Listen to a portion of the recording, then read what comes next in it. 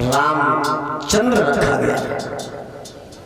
कैकेयी के एक पुत्र पैदा हुआ जिस पुत्र का नाम भरत रखा गया, और सुमित्रा के दो लला पैदा हुए जिनके नाम लक्ष्मण और शत्रुघ्न रखे गए। अब आप वाली बात थोड़ी विश्वास पात्र बनाओ। एक राम दशरथ का बेटा, एक राम घट घट में लेटा। एक राम है जगत पसारा, और एक राम है जग से न्यारा। श्री राम का अवतार हुआ। राजा दशरथ ने जटायु महाराज का आह्वान किया और ये कहा, मैंने तुम्हें वचन दिया था अपना ज्येष्ठ पुत्र मैं आपको भेंट कर रहा हूं। जटायु ने कहा, अभी पुत्र छोटा है, अभी इसका पालन पोषण होने दो, और जब ये पुत्र बड़ा हो जाएगा तब हम ले जाएंगे। अब जब बात में विश्वास कैसे करोगे कि राम दशरथ के पुत्र नहीं जटायु के हैं? विश्वामित्र जब राम लक्ष्मण को मांगने गए हैं तब दशरथ जी ने यही कहा था, 3 पुत्र हमारे हैं, आप ले जा सकते हो, मगर राम दूसरे की अमानत है, और दूसरे की चीज देवे में अम्मा आत्मा गवाही नहीं देती है। कभी कभी किसी दूसरे का सामान तुम्हारे घर पे रखा हो, कोई बहुत खास मित्र मांगने वाला आए, तब तुम क्या कहते हो मालूम? हमारी जो चीज है वो ले जाओ, जब दूसरे की है। जिसके पवित्र विचार होते हैं वो कभी बुराई इस बात में नहीं मांगता। अपनी तो दे देते हम, लेकिन ये बस दूसरे की है, इसे हम नहीं दे सकते हैं। सवेरे हमारे कैमरा वाले ने किसी बहने देखा तो बता चल रहा हो चिप मांगी, इन्हें आपस में ही लड़ गए सवेरे। तो रोहित कैमरा भाई बोले, देखो हमारी होती तो हम गुरुजी दे देते, जो दूसरे की है अब तुम बुराई मानो, भलाई तो जरूर हो। तो हमें बात याद आ गई, हकीकत में बुराई नहीं माननी चाहिए। अगर किसी ने अपनी अमानत तुम्हें दी, इसका मतलब ये नहीं है उसके बगैर पूछे आप उससे व्यवहार कर लो। दशरथ जी ने मना किया, 3 पुत्र हमारे हैं विश्वामित्र जी, आप ले जा सकते हो, मगर हम राम के लिए इजाजत नहीं दे सकते। चलो कोई बात नहीं, अभी भी विश्वास न हुआ हो तो एक प्रमाण और सुन लो। महाराज दशरथ का जब देहांत हुआ राम के वियोग में, तो अपने हिंदू धर्म का नियम क्या होता है? पिता की चिता को अग्नि कौन देता है? जो सबसे बड़ा बेटा होता है। और अगर बड़ा बेटा नहीं है, दुनिया से बड़ा बेटा उठ गया, तो फिर चिता को अग्नि कौन देता है? जो सबसे छोटा होता है। मगर महाराज दशरथ की चिता को अग्नि किसने दी है? भरत ने। राम के महाराज न होने से तो श्री राम ने समझाया, भैया भरत, तो अंतिम संस्कार दशरथ का किया है भरत ने, और जटायु महाराज का अंतिम संस्कार किसने किया? श्री राम ने। भक्तजनों, अब चारों भाइयों का अवतार हुआ। अवतार ही कहना चाहिए जिन्होंने दुनिया के लोगों को चलना सिखाया है। ताली बजाएं एक बार, आप भी भगवान से विनय कर लिया करो।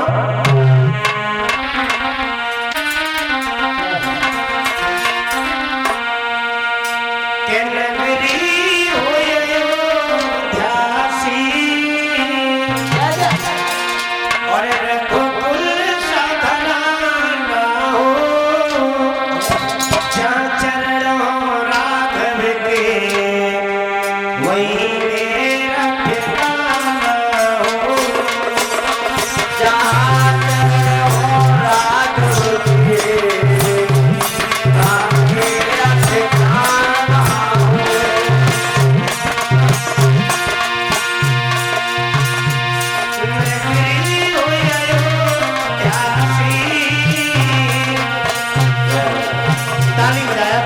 साथ साथ बोला था हमारे। मैं अपने सभी भक्तों से निवेदन करूंगा कथा में आसन लगा करके बैठे, जो जब खेत की मेड़ पे बैठे हैं देखे तो पंडाल में आ जाए क्या उधर पहुंचे। तुम तो खाटू श्याम की तरह खड़े हो। और क्षेत्र में युद्ध हुआ, एक तरफ कौरवों की सेना, दूसरी तरफ पांडवों की, बीच में ठाड़े बरबरी। तो कन्हैया ने कहा अगर उधर से आए हो तो उधर जाओ, ये की पार्टी में हो तो ये आओ, बीच में क्यों? आसन लगा करके बैठे कथा में जहां तक हो सके वहां तक।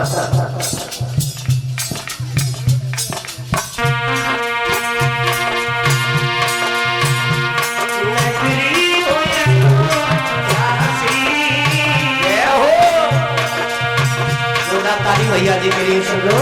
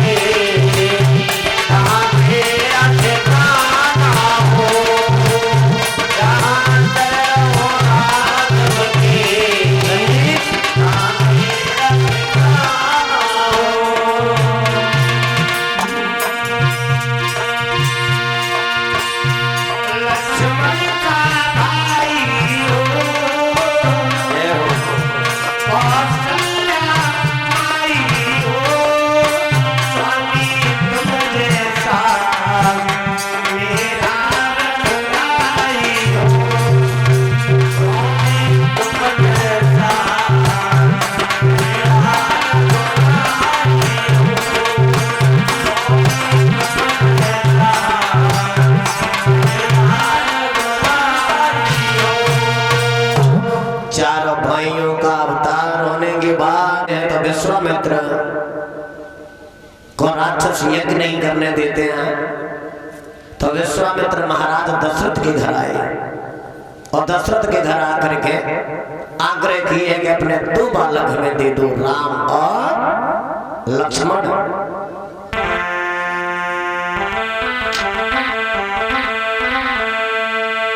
तो दशरथ जी ने जवाब दिया है विश्वामित्र जी, राम लक्ष्मण को हम नहीं दे सकते हैं। बोले क्यों? क्या मेरे जीवन के और सहारे न मानो, अबध मांग लो।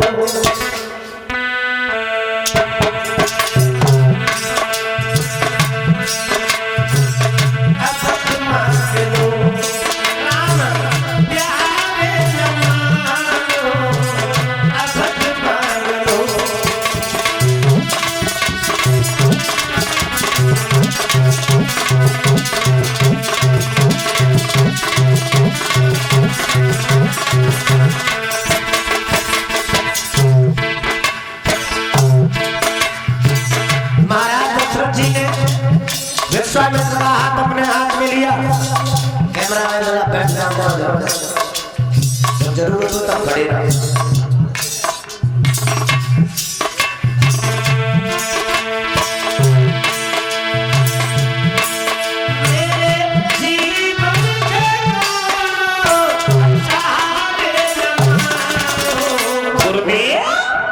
अबध मांग लो,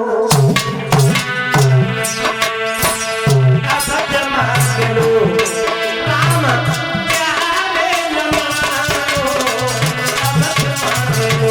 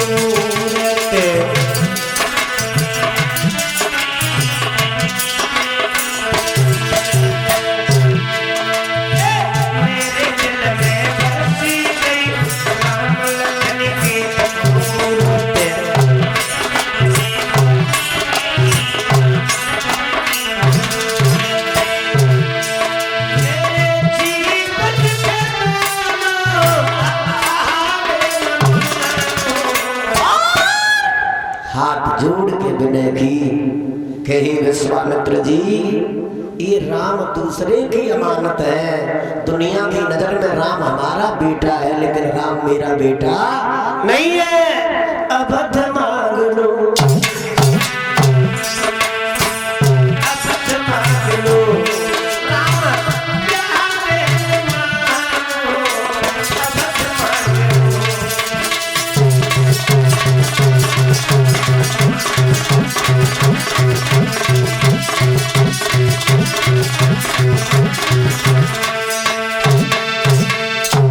बार बार एक ही बात कही तो विश्वामित्र जटायु महाराज को आह्वान करते हैं और उन्होंने जवाब दिया, हे दशरथ, धर्म की बात है, इतने दिन तक बालक हमने आपको दिया तो इतना मोह आपका इस पुत्र से हो गया कि आप अब इसे बिछड़ता हुआ नहीं देख सकते हो। अब हमारा आदेश है, राम का अवतार धर्म की रक्षा करने को हुआ है, तो राम को आप आदेश कर दो।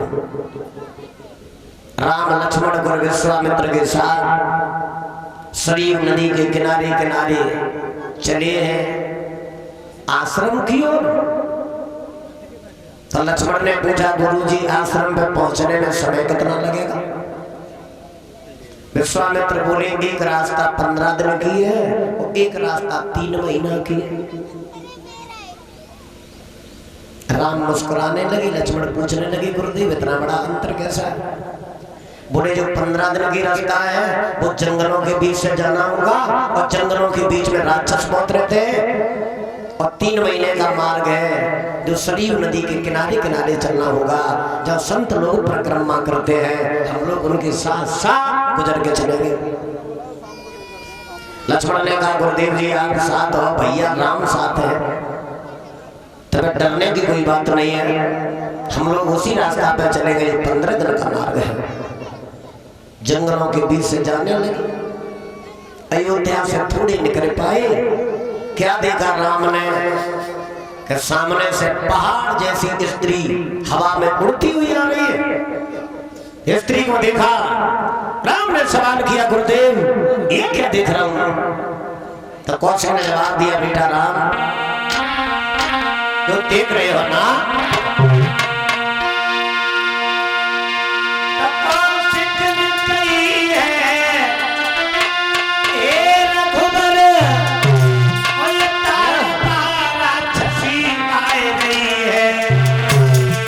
जिसके कारण हम ऋषियों ने की अपनी मारे जान प्यारी है।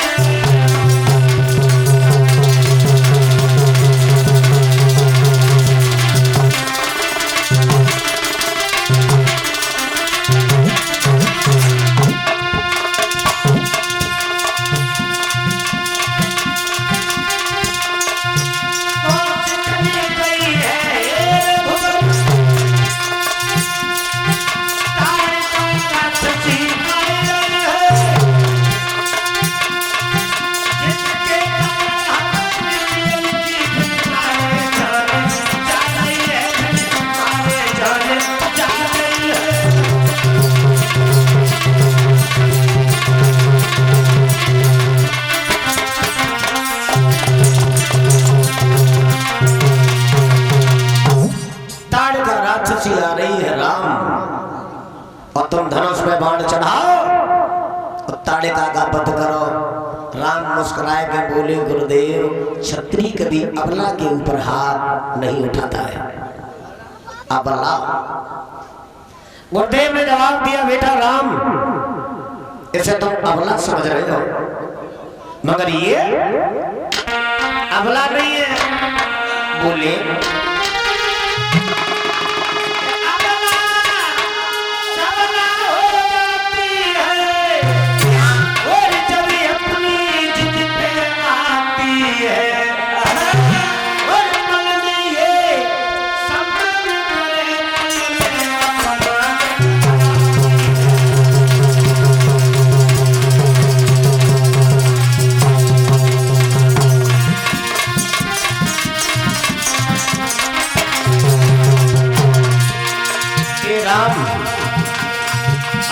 नहीं है।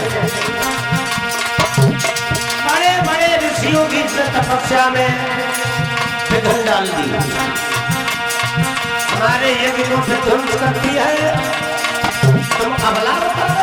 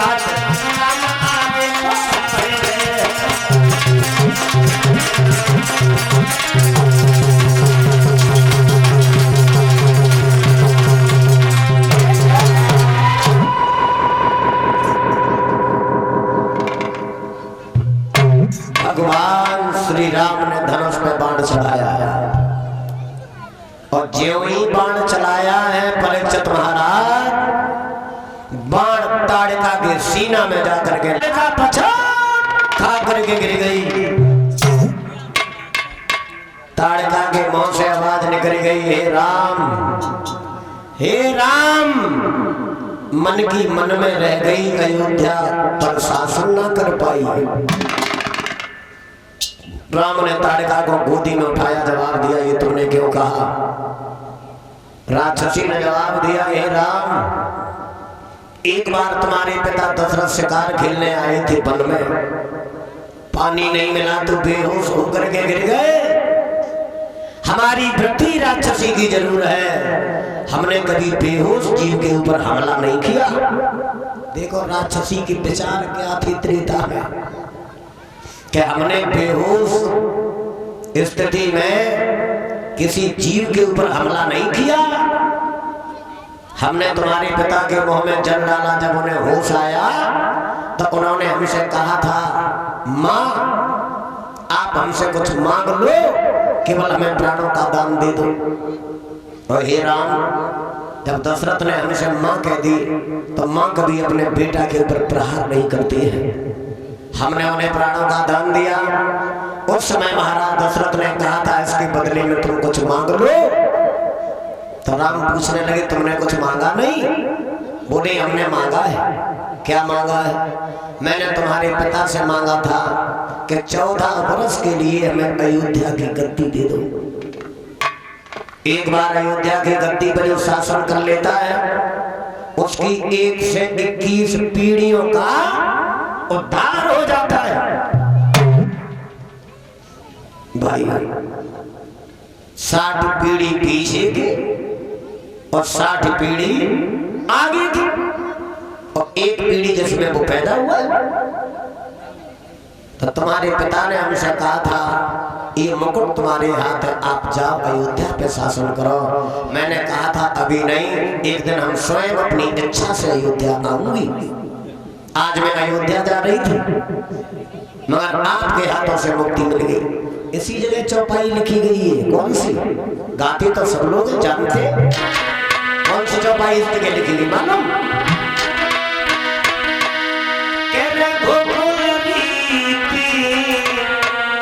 सदा चल आई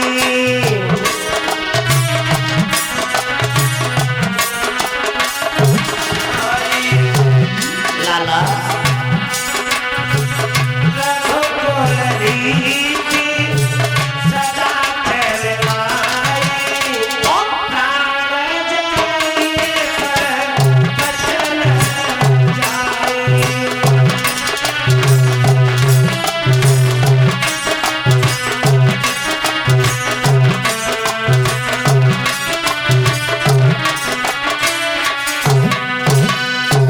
रघुकुल रीत सदा चले आई, प्राण जाए पर बचनन। अब ताड़का ने जवाब दिया, हे राम तुम्हारी इच्छा क्या है? राम ने कहा, हम तुम्हें जान से नहीं मारेंगे, प्राणों का दान दे रहे। पिता की बात का उल्लंघन हो जाएगा। ताड़का हंसने लगी। मरते समय ताड़का हंसी परीक्षा जी रही कहा है, मैं तो इसीलिए शासन करने जा रही थी कि आपके हाथों से मुक्ति मिल जाए। बहारे राम तुम्हारी कृपा बड़ी विलक्षण है। आज विचार करके कदम आगे बढ़ाया, तुम्हारी गोदी मिल गई। और जैसे परमात्मा की गोदी मिल जाती है, वो दोबारा दुनिया की गद्दी पे बैठने के लिए मन नहीं करता है। राम की गोदी में ताड़का ने अपने प्राणों को छोड़ दिया। अब लक्ष्मण की तरह तरफ निहार के श्री राम ने जवाब दिया, ये भैया लखनलाल रघुकुल रीत सदा चले आई। राम का अवतार धर्म बढ़ाने को हुआ है। तो विश्वकर्मा को बुला करके ताड़का का सर कटवाया श्री राम ने। विश्वकर्मा के हाथ में शीश दिया और ये कहा, रामायण इतना सुंदर ग्रंथ है, बहू को कैसे रखा जाता है कि बहू लड़किनी और निज घर आई, गुरुदेव राखो नैन पलक की माई।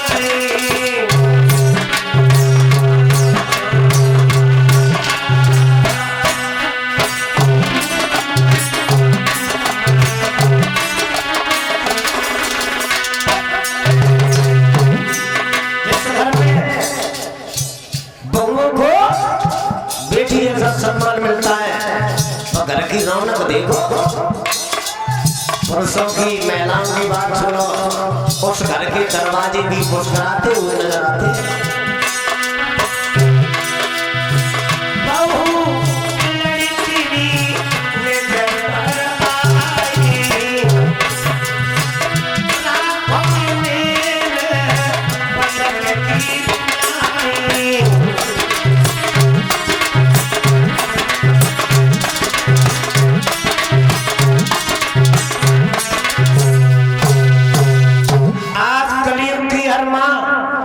ये सोचती भगवान हमारे घर में बहू आए तो सीता जैसी आए। सीता जैसी जब आए, जब तुम कौशल्या बनो बुआ, जब तुम कौशल्या बनो तब जय बहू सीता बन के रहे। और तुम कौशल्या की जगह पे बनी बैठी मंथरा, कौशल्या की जगह पे बनी बैठी मंथरा। कहा करेगी सीता, वनवास हो जाएगा। भक्तजनों, रामायण की चौपाइयों को अगर तुमने समझ लिया तो जिंदगी में कभी बाधा नहीं आएगी। मगर बेटियां कभी कभी परेशान हो जाती हैं, अपनी किस्मत को कोसती हैं, परिवार को कोसती हैं।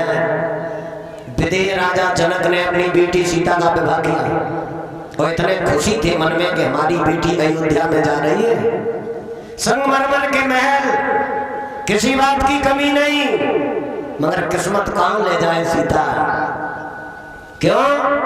दुनिया में जब प्रभु बड़ा नाम तुम्हारा करने के लिए तुम्हारा इतिहास लिखता है तो चलते हुए जीवन में मुसीबतों का सामना करना पड़ता है। जो मुसीबतों को मुसीबत नहीं समझता है उन्हीं के इतिहास लिखेंगे। सीता गई अयोध्या, कुछ दिन कटी, वनवास हो गया।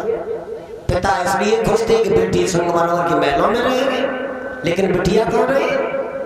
जंगल, वहां भी सुकून नहीं मिला। 12 साल चित्रकूट में बड़े आनंद में कटे सीता राम लक्ष्मण के। 12 साल चित्रकूट बिताने के बाद भगवान श्री राम लक्ष्मण धर्मपत्नी सीता को लेकर के पंचवटी में पहुंच गए। उन्हें यहाँ ज्यादा आनंद सीता को मिलेगा, जिंदगी का आनंद नहीं मिला। सीता रावण हरण करके ले गया। जब हरण करके ले गया है तो सीता जी मालूम पंचवटी में बैठ गए क्या कहती है? पंचवटी में बैठ गए सीता कहती है, जुदा कर गई वो रावण की भेषा, जुदा कर गई वो।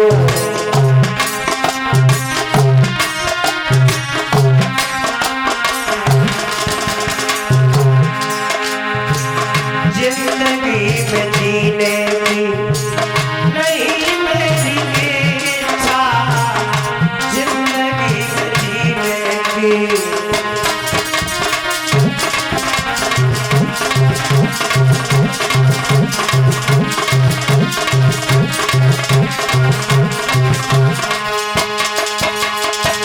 जगत मां सीता रावण को मार के भगवान श्री राम अयोध्या में सीता को फिर वापस लाई। सीता ने सोचा अब हमें सुख मिलेगा, चंद्र दिनों सुख मिला। फिर एक धोबी के कहने से सीता का फिर वनवास हो गया। धोबी के कहने से पुनः वनवास हुआ। तो राम जब सीता से मिलने गए तो सीता ने ये कहा था कि अब प्रभु जिंदगी में जीने की इच्छा नहीं है। और वो मुलाकात अंतिम मुलाकात थी श्री राम और सीता की, उसके बाद मिली नहीं है। उसके बाद द्वापर में आकर के मिलन हुआ। तो किस्मत को नहीं कुछ, ये थोड़ा जीवन है, बहुत थोड़ा जीवन है, पता ही नहीं चला जिंदगी कहां से कहां पहुंच गई। एक समय जिंदगी में बड़ा आनंद मिला। कब? जब आवश्यकताएं जिंदगी में कम थी, जब हमारे पास बचपन था। बचपन में बड़ा आनंद मिला। बचपन में मेला लगते थे, मेला कुछ लोगों की मेला में जाने की बहुत इच्छा रहती थी। एक महीना पहले से हीरा लाल तैयारी करने लगते मेला की। तब कितने रुपया कर पाते? 50। और मेला में जाएगा सबसे पहले क्या खरीदते थे? ट्रैक्टर। अब वो ट्रैक्टर और 4 पहिया की गाड़ी जो लाते थे 20 रुपया की, उस गाड़ी को लाने में जो खुशी मिलती थी उस दिन, क्योंकि मेला से शाम हो जाती थी आते आते घर पे, तो जब गाड़ी आती थी इतनी खुशी होती थी, उतनी खुशी आज 4 पहिया की एजेंसी से ले आओ नहीं है। खुशी इसलिए और होती थी कि बचपन में गाड़ी नगद कैश आती थी, हीरा कोई लफड़ा झपड़ा लोन वोन का नहीं था। देखो मेला की कथा भी एक चीज सिखाती है, बहनों के हृदय में प्यार है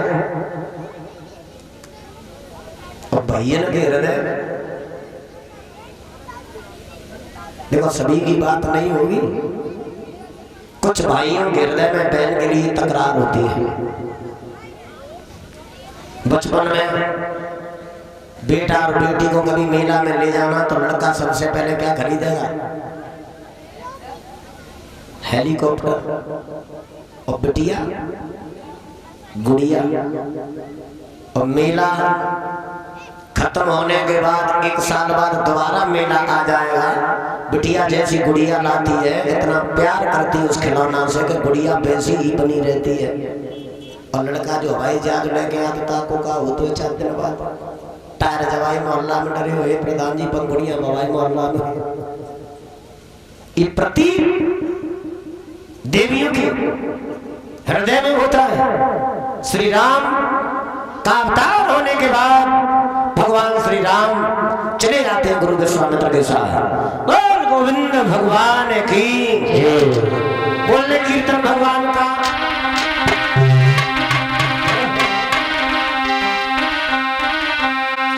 ताली बजा कर सब लोग बड़े प्रेम के साथ। के पास की बसुरिया ने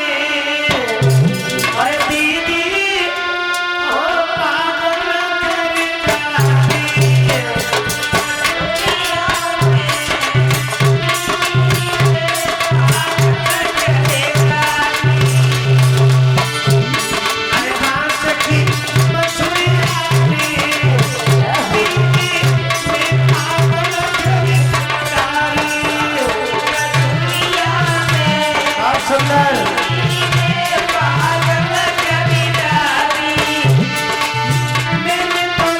बंसी सोने की होएगी,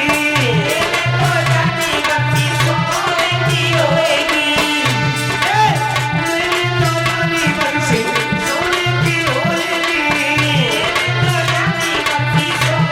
की होएगी, ना भांस की होगी।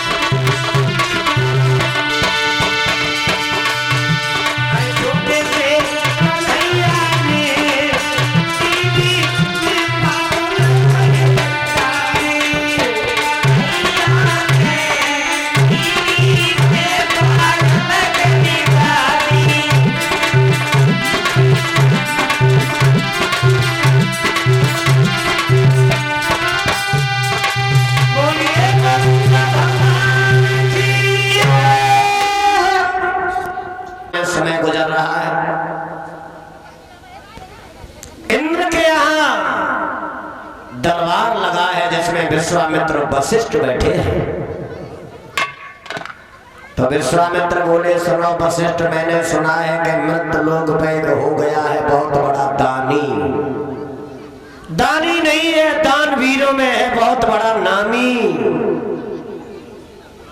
तो वशिष्ठ मुस्कुराए और जवाब दिया है, विश्वामित्र भैया, वो दानी कोई गैर नहीं है, हमारा सेवक है, हमारा चेला है, शिष्य है।